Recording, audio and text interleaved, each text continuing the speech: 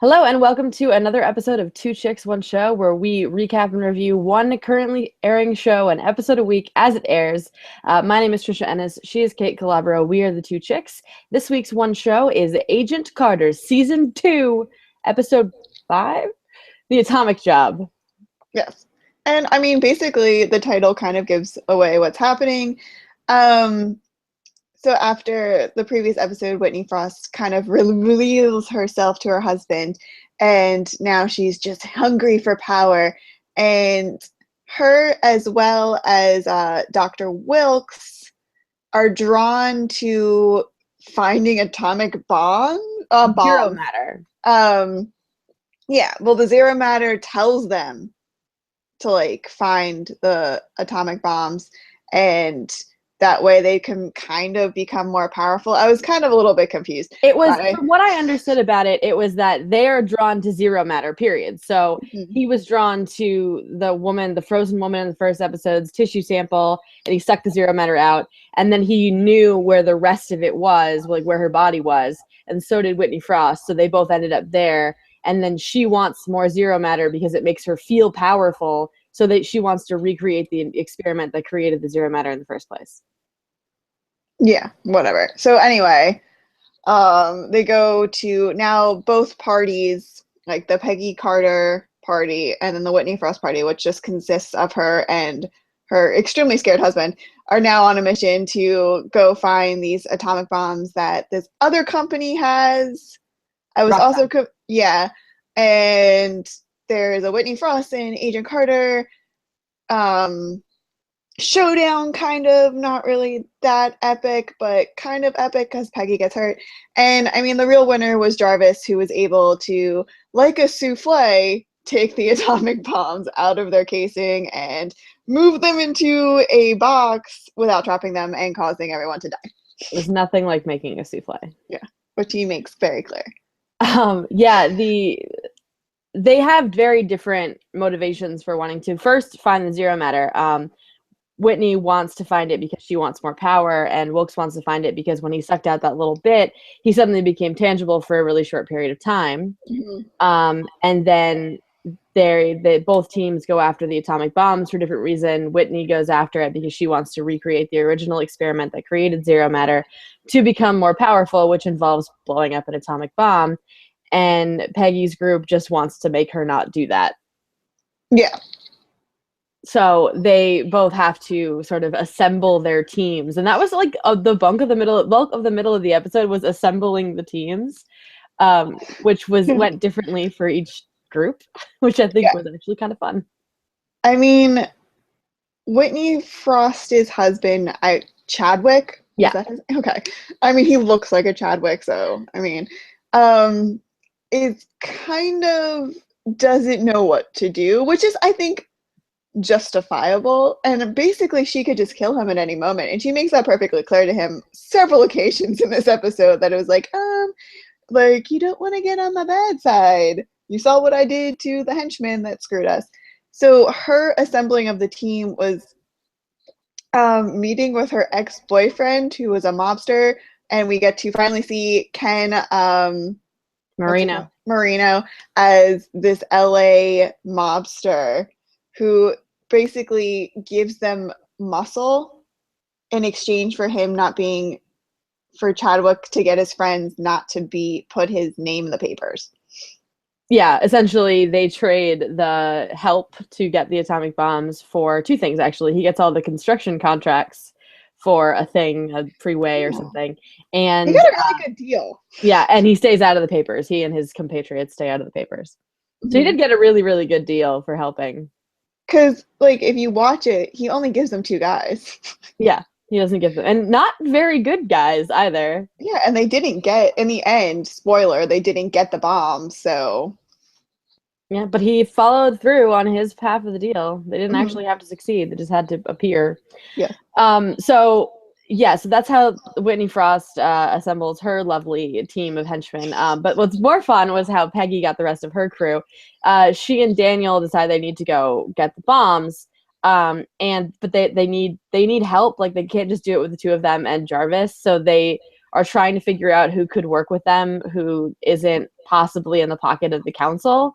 And none of the agents of the SSR are above board.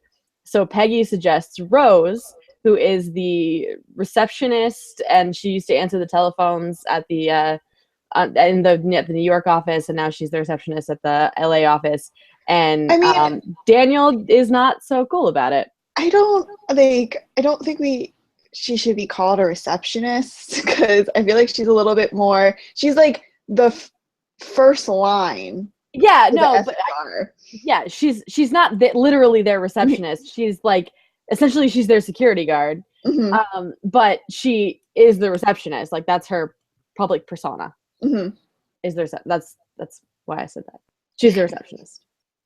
But Anyway, so Daniel basically just is like, no, I don't think that she should really like. He basically is just like, Rose, really? And Peggy has my favorite line that she's had so far, which is, I'm seeing Daniel Souza, but I'm hearing Jack Thompson. yeah, it was pretty great. And it was so true because everything Daniel said about allowing Rose to come with them is exactly what Jack has said about Peggy going out of the field with them. And so as they're having this conversation outside of the window of the SSR, Rose is being entertained by a musical organist kind of, what are those things called? Basically, it's an accordion, but he's basically one of those one-man band guys who has like things all over his body, and he's like dancing around. And I guess he either had like a really bad audition or something, and she just starts beating the crap out of him. I think he must have made a pass at her or something. Yeah. Because she kicks his ass and then like looks out the window and goes. Rose is super badass in this episode. Yeah, she is. She kicks a lot of ass when One they go. Thing that we didn't actually mention yet is that Peggy has to go back and encounter the guy from the first season who she had her first badass line to, which is when he says, and what's your name? And she says agent. Yeah. Yeah, so I totally forgot about that until I was thinking about the team. But she has to go and secure a key from him, and she has to use this device that like takes away your memory for 2 minutes. It was a funny scene. Yeah. She was a redhead and she had an American accent. Her American accent really freaks me out. Yeah. And she gets the key from him. But it's the guy that owns the building that I'm confused on who the bombs belong to. The bombs belong to Roxxon Energy. Roxxon Energy was the group from the first season that created that stuff that Leviathan stole in the milk truck in the first episode. Okay, yeah. That's who that is. But then Roxxon is also the energy company in Iron Man 3 on the power plant where they have the big major fight at the end. But is it related to Chadwick's company? Because they work together. Okay. I was trying to I missed that communication. Isodyne and Roxxon, I think technically are both owned by Chadwick, or they contracted together to make the bombs. Okay. I was confused. That's why they're there. Yeah. So anyway, so then Rose joins the team, even though Daniel's very reluctant about it, and now they have to assemble their weaponry. Mm-hmm. So they go down to the science R&D department, and we re-encounter the lovely scientist from earlier in this episode and also earlier in the season, who doesn't like field agents very much because he doesn't get invited to their parties. He doesn't get to have pie. They gave him a piece of pie, but he usually doesn't get pie. No, he usually doesn't get pie, and there were strings attached to that pie. Mm-hmm. So they go down there and to talk to him, actually not to talk to him, but just to try to find some stuff to use. And he walks in and is like, you can't just come down here and take this stuff. It's, there's stuff that I'm working on and blah, blah, blah. And turns out he has a thing for Rose, which was just an ongoing hilarious joke throughout the entire episode. And she convinces him to let them use some of his prototypes. But he says he has to go along in order to use them because there aren't any manuals. No. And he can't just teach you how to use them. No. So that's and then Jarvis then Jarvis, of course. And then they all do that whole walking out sort of thing that they do in so many movies and Yeah. TV shows and stuff, where you assemble sort of a ragtag team Like of Ocean's misfits. 11 style, like Ocean's walk out. 11 and the Italian Job, which of course is where the atomic job gets its name. Hmm. Um, the thing that I sort of thought when I was watching it was that it was kind of funny that like the thing that made Rose and Peggy misfits is that they're women. Yeah. And like, so you got Daniel, who's a gimp. Like he's got, There's like he's handicapped. he's got a handicap. He's basically he's looked down on because he has an injury to his leg, which Kate still doesn't think is real. I think he's faking it. Jarvis is of course Jarvis, so he's awkward. And a butler, and not a field agent or an agent at all. And then you've got your scientist who's extra not a field agent, and also everybody hates him. And then you have Peggy and Rose, who, even though they're total badasses, are women, and therefore they fit into this. Yeah, and then they do like the whole walking out in the alley, and then Peggy just turns to Jarvis. She goes, "Well, where's the car?" And he goes, "Oh, I parked it in a different alley and had to like run away." All this. He says street cleaning. Because Jarvis had a pretty good episode. He had a really good episode. First, like before the assembling of the team and the bomb kind of situation, Jarvis and Peggy go on another mission to get the body of the girl from the first episode that was found in the lake. By the way, we should probably talk about their plan, because last episode we were talking about like, why don't they just have Wilkes go and do stuff? Yeah. Why didn't they just have Wilkes go walk through the walls to find the body and then suck all the zero matter out? I feel like missed opportunity with Invisible Man or whatever the frick he's supposed to be is happening. Yeah. But anyway, so Jarvis and Peggy had a good. Yeah, so Jarvis in the vent ducts was just hilarious. Because he's like all nervous and he's uncomfortable and he's like, "I'm just gonna stand here by the car," and Peggy's like, "No, you're not." And then later on when he's, taking the bombs out, it was pretty good. Yeah. So it was a good Jarvis. Jarvis is apparently afraid of spiders. And there's still no Anna Jarvis. We haven't seen her in several episodes. I was expecting to see her in this episode. I was expecting to see her more than like 30, like maybe 5 minutes so far of Anna Jarvis. Yeah, I was expecting to see more of her, but hopefully we'll get more of her in the next episode because of what is about to happen in the conversation. Anyway, so they all go and try to infiltrate the Roxxon Energy place. What I'm confused about, so Peggy and her crew get into the elevator and they have to use the key that she stole from the guy at Roxxon in order to get through the elevator without setting off these 12 different security measures that would have killed them. Mm-hmm. How the hell did Whitney get in? Do they have a key? They must have a key. I'm assuming that Chadwick had a key. Yeah, that I was just like, okay, they got in without like any. Or fanfare. They showed up right after Peggy and her team took away all of the alarms, and it just so happened to work out. I don't know. They don't really explain it. I don't know either. I thought they already knew that like they were there. Oh, they got there first, because when they got to the floor on the elevator, the security guard was out. Oh. Then they had a key. So they must have had a key. I don't know. There's a lot. There were a lot of things that like we just didn't see happen. Mm-hmm. Yeah. Anyway, so they get to the floor, and first thing, essentially we're sort of figuring out that, or Daniel is sort of seeing all his reservations about his teammates, like, get tested and stuff because, Rose. Because you're so great, Daniel. Ugh. Right, exactly. But that's sort of like what happens to each team member is that like they sort of address Daniel's reservations with them. So like Rose gets the scientist on board. The scientist is the reason they got past the electrical fence. And then he's also the reason that they were able to figure out what room the atomic bombs were in. And he undid all the locks really quickly. So that was fun. And then Rose, when they're walking through the hallways, they use this motion detector thing, which I'd love to know how that works, to find out that, Whitney Frost, one of her guys anyway, is in the next hallway. And Rose is like, "I got this."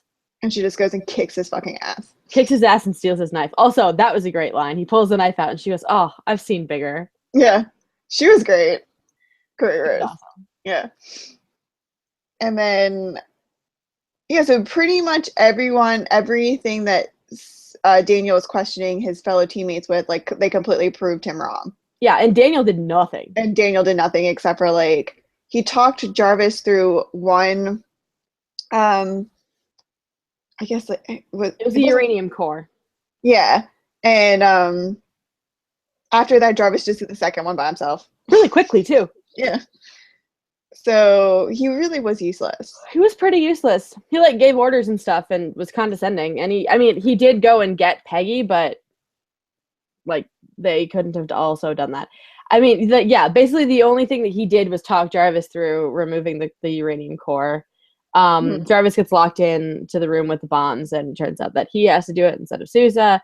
And so he, takes it out, does the whole thing, put him in the box, and Peggy goes off to find Whitney Frost and her husband and confront them. And then they get into a fight, which is sort of like the pre-fight, because they're going to have to fight again. It's like pretty lame pre-fight. And like for Peggy Carter Sanders. Yeah, I suppose. I mean, I feel like this second season has been a little weaker than the first one. And I think that sort of showed, even though I really liked this episode, I thought that sort of showed throughout the episode, like the slightly weaker storytelling. But I did like that Peggy, they're sort of positioning Whitney to be an equal match to Peggy in a different way than they did with Dottie. I think Whitney's a little bit superior because she has that advantage of having the zero matter within her. Right. She has an advantage over, that's sort of what I mean, in that I guess Dottie and Peggy are more equal matches, like fighting wise, but then you have Whitney, who has Whitney's the first adversary that really makes you think, oh crap, she could win. Yeah. Especially because of this fight that they get into. One of the issues is that Whitney's touch is the problem. Mm-hmm. So they're fighting, and Peggy punches, and Whitney grabs her arm, and immediately, it's zero matter in Peggy's arm, and she's screaming from all the pain, and that sort of is the end of the fight. I mean, she gets pushed. Yeah. Whitney pushes her, and she goes head over heels essentially off this ledge, and she's hanging on with one arm, and before Whitney can sort of stomp on her hand, she lets go and falls. Yeah, and then she gets she couldn't have got complete, the thing didn't go fully through her body, because that would have been, I don't know how they fix that up real fast. She falls down onto what looks like it could be a wooden pallet, but under it is cement blocks with rebar. So she falls down, and she gets a piece of rebar that goes through her abdomen. Luckily, not through anything important. Any Buffy fans, it's like what happened to Cordelia in season 3. And so she has that piece of rebar that goes all the way through, and it does go all the way through because she lands on her back and it sticks out through her abdomen. Yeah. So they had to, then Daniel is right freaking there, by the way. Yeah. He watches her fall. Yeah. Where the frick were you, Daniel, while the fight was going on? I was just astounded that when she hit the cement and she only got impaled. And she didn't get knocked out. I feel like if you fell. I thought she was gonna be bleeding from her head. I mean, that was a bad fall. It was just the typical, that would never happen in real life. It was completely she was not even screaming. You have a rusty metal bar through your body. I think she got the wind knocked out of her. And I also think during the fight, pre-fight, I guess. Well, it's not their big knockdown drag out at the end. Peggy says, "Oh, Whitney, you're not right. The SSR can help you." And Chadwick's like, they can? And then he just disappears, not present for the fight whatsoever. He just sort of stands in the background and lets the women handle it. Yeah, because then you don't see him until they go back to the house. Mm-hmm. So because Peggy cannot go to a hospital, they take her to Souza's, Daniel's now fiance. Yep. He had an awkward but cute proposal. Was stupid. I'm just not a Daniel fan. I know you're not a Daniel fan, and that relationship is doomed, but... Yeah, and I feel so bad. Violet is so nice and so sweet, and she deserves, Michael Carter. The beautiful Maybe he'll come back from the dead. Yeah, maybe he's not dead. I mean, they thought Cap was dead. Anyway. And Violet, even though she's just a nurse, was able to completely heal, like fix up Peggy. Yeah, but wasn't she an army medic? Like, didn't I she don't do something think, during the war? I don't know. I don't think they ever mentioned that. Because nurses during the war did, I mean, nurses in general are amazing, but Hmm. I feel like, at that point, she would have known how to treat, at least in some form, combat wounds. I thought she was in the war as a nurse, like an army nurse or something, or a navy nurse or something. Um, so I wasn't surprised that she knew what to do because it missed all the major stuff and she wasn't bleeding profusely or anything. All she had to do was staunch the bleeding and sew her up. Yeah. And I feel like she could probably have done that. But I liked that she was right on it. She did it really quick. Basically, this was the episode in which Daniel is shown up by all the women in his life. Pretty much. But in the process, Daniel sort of dotes a little bit on Peggy a little too long, and Violet realizes that her fiance is in love with another woman. Yeah. And that's the real reason why he came to LA. Yeah. And she calls him on it, thankfully. Mm-hmm. So then, like, oh, that's just how it ends. We don't know if they're still together, if she's like, I'm not going to marry you, or whatever. I think they're still together, at least for now. Yeah. So, of course, Jarvis takes Peggy back to Howard's estate and sets her up in bed and puts, like, way too many blankets on her. And, like, that's, like, see, like, this is a part where I think, like, Anna Jarvis could have been there. Right, that's what I was expecting, was that Anna was going to be there for this whole thing. Yeah.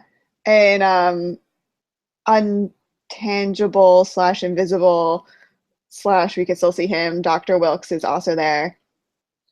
And Jarvis leaves, Jarvis has like this cute little line where he goes, Miss Carter, your adventures are so exciting, but they're, more exciting if you actually live to go home and talk about them. Yeah, it was like these adventures are only exciting if you return from them or something. Yeah. Like that. Yeah. So Jarvis goes off to bed because he's pooped. He's had a very long day. He probably still has to go like try to find that flamingo. Or the koala. Or the koala. And it's Peggy and Wilkes, and they put the radio on. And at first I thought it'd be funny if like the Captain America radio show came on. Yeah, just because we haven't heard it. I know like she's supposed to be over, Steve, but like just a little thing. And I guess the song that they danced to at the club came on. At least that's what I'm assuming it was. Yeah. And then all of a sudden, Wilkes just fades out and disappears.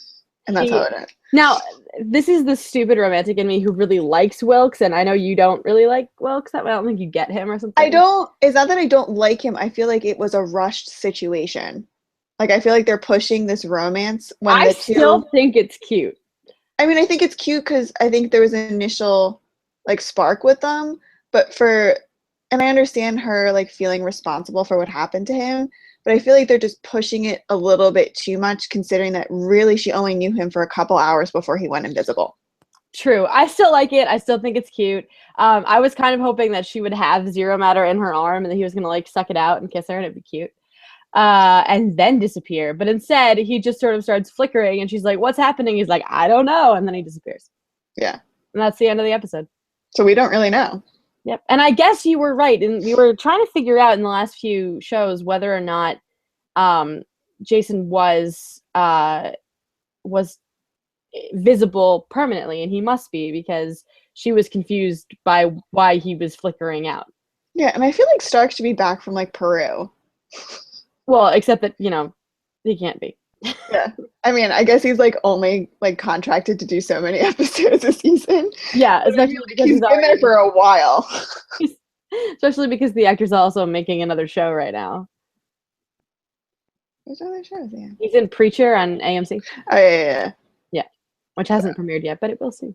Mm-hmm. And yeah, so that was the end of the episode. I really liked it. I thought it was a fun character episode. We get to learn more about these characters that we didn't know very much about. Mm-hmm. Rose was awesome. There was some good. I mean, this was the first time that Peggy's been hurt. Yeah, because like I feel like she falls, she is injured, and like they leave it like, oh my god, like you know that Peggy Carter's fine. Like if you're a Marvel fan, you know that Peggy Carter technically still alive in the Marvel universe as Right, we she can't speak. die in this show. Yeah, so like you know that like she's hurt, but she's like not really hurt.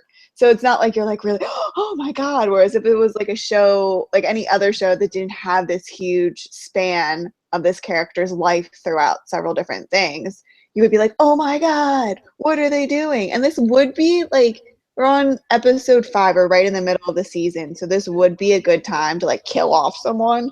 Mm-hmm. But you wouldn't kill off the main character. Well, they wouldn't kill her off anyway, because it's one of the things, I don't remember which showrunner it was, but someone once said that no character is safe unless your name is in the title, and her name is in the title. Yeah.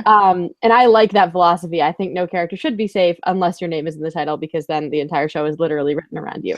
True. You can't have Agent Carter without an Agent Carter. Mm-hmm. But you can have Marvel's Agents of S.H.I.E.L.D. without any number of those people. Mm-hmm. So you can kill off anyone you want.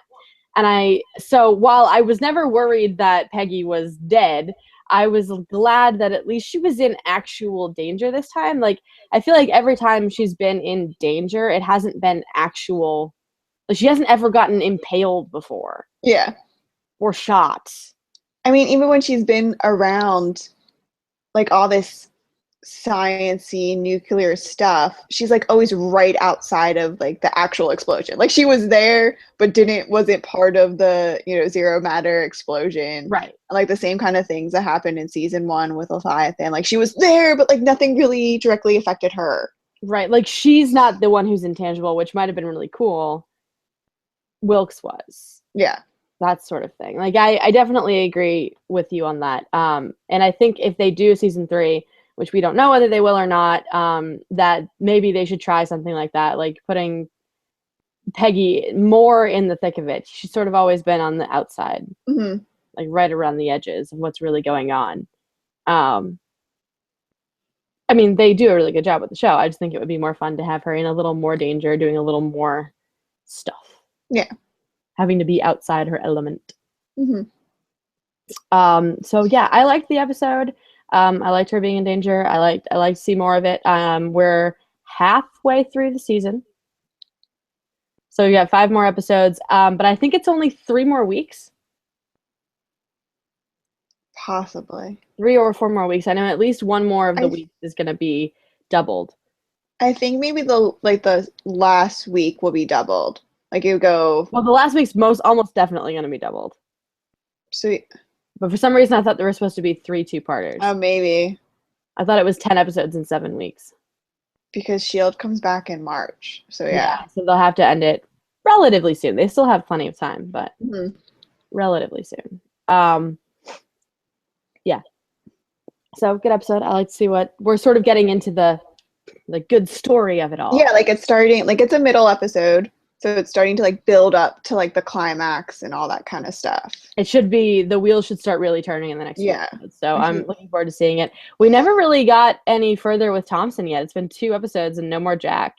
There hasn't been any Jack. He was mentioned twice. He was mentioned when Peggy kind of insulted Daniel.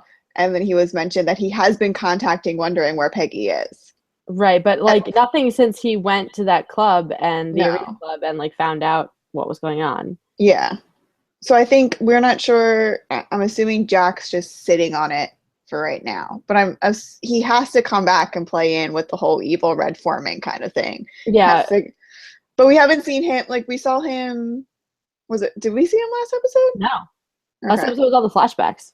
Yeah. So I mean, that's probably going to be coming up.